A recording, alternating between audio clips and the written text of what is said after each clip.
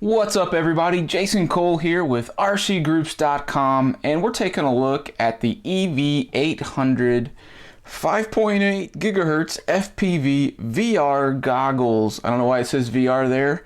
It does not do virtual reality, but it is a decent budget set of FPV video goggles. There's a lot of new low-end goggles hitting the market lately, so we're going to take a look at this set and see what's good about it, what's bad about it, and take a more in-depth look. So I'll start with kind of the things that I don't like about it first, and then we'll talk about the good things.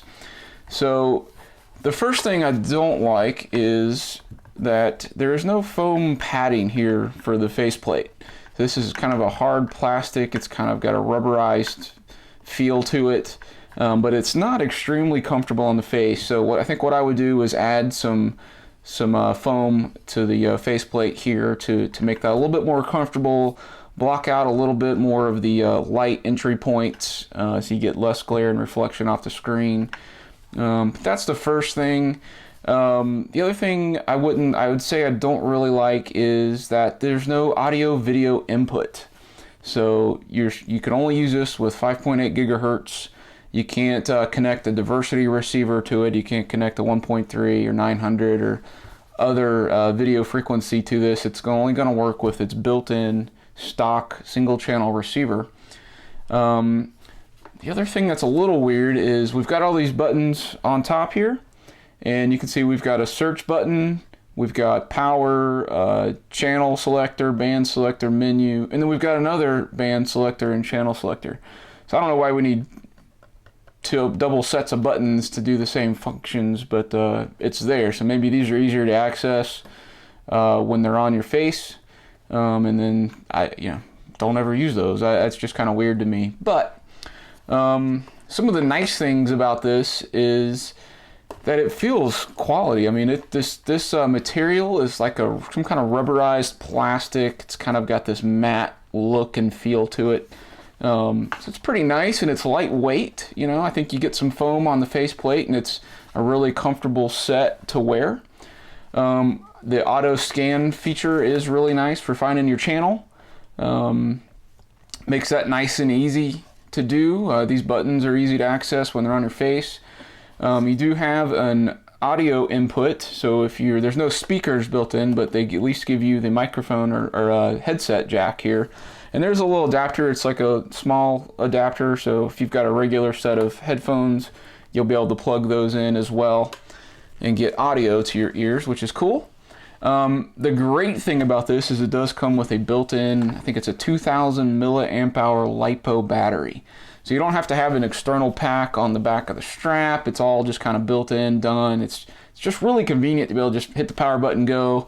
There is a charge port on the side, and you do get a USB charger and charge cable, and it'll accept 5 volts, but the voltage range is even higher than that, so they give you another cable, and you can plug that in and plug in a 2 or 3S external LiPo battery to both charge and extend the runtime. So I think you're looking at 3.5 hours on the stock battery on a full charge, but 3.5 hours or so, but you can plug that in with an external battery if you need longer than that. But that's a really marathon FPV session if you're flying longer than 3.5 hours.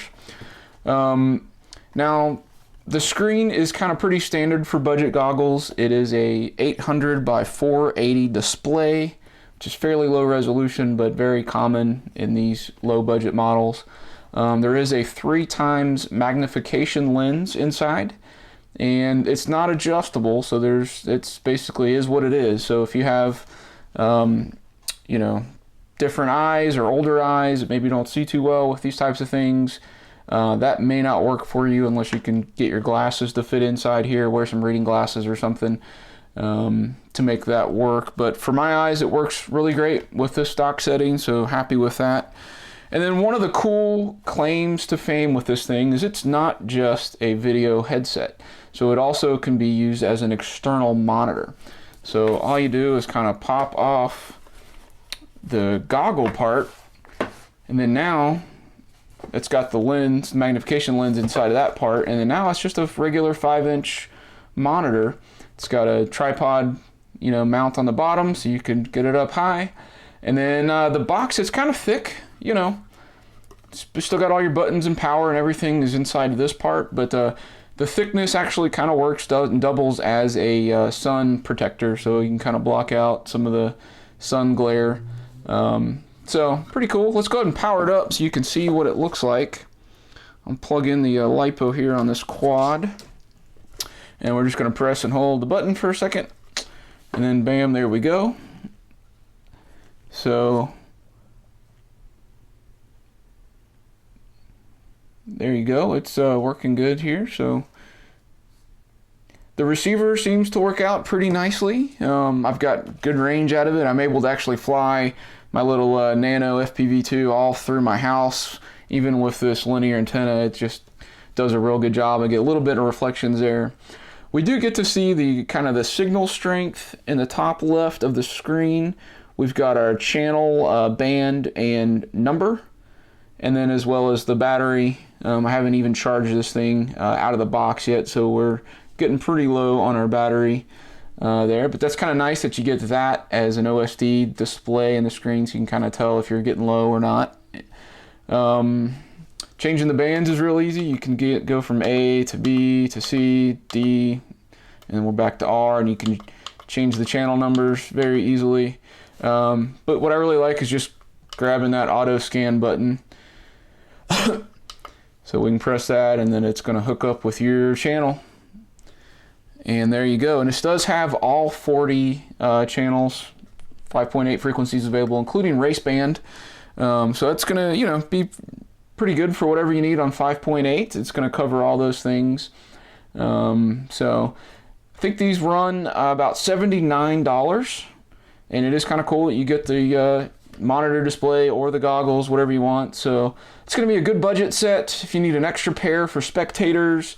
If you just want to have a backup pair in case your primary Fat Sharks or whatever you're using has an issue or goes bad, you can not ruin your day. You can keep flying. But anyway, so that's the first look at the Eachine EV800 video goggles.